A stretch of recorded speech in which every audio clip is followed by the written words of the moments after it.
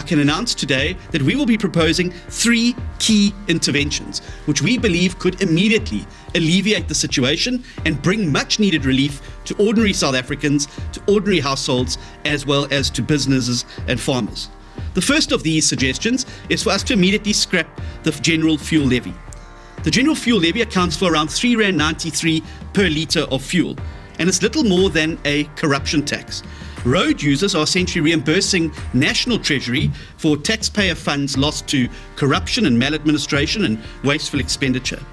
By cutting wasteful expenditure, like reducing the size of the cabinet, as we suggested a few months ago, reducing the burden of the R8 billion per annum of VIP protection services to ministers and members of the executive, by cutting wasteful expenditure on luxuries like catering and entertainment, and uprooting state capture corruption, which has cost South Africa in the region of R1.5 trillion already, the general fuel levy of R3.93 can be scrapped entirely. It is a lazy way of bringing in income, and it is a lazy way to avoid making the hard choices of cutting back the size of government and cutting back on government's own expenditure.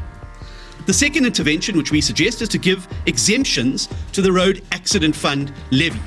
Through a SARS rebate, government should exempt those who already pay for comprehensive third-party insurance from the RAF levy. This includes bus, taxi, and transport companies, as well as private commuters.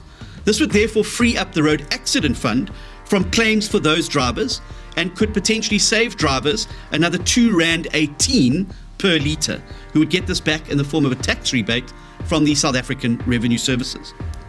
The third intervention, which we are demanding today, is that the cost of fuel can be further reduced by deregulating the fuel sector to spur competition between sellers. And the DA has a private members bill currently tabled in Parliament which would call for this.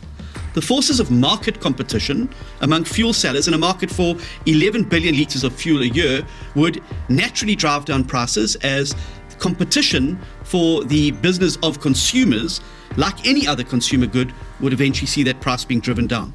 It is only reasonable that the same market competition that's applied to other consumer goods and services in South Africa is used to determine the final fuel price at the pump that consumers are expected to pay.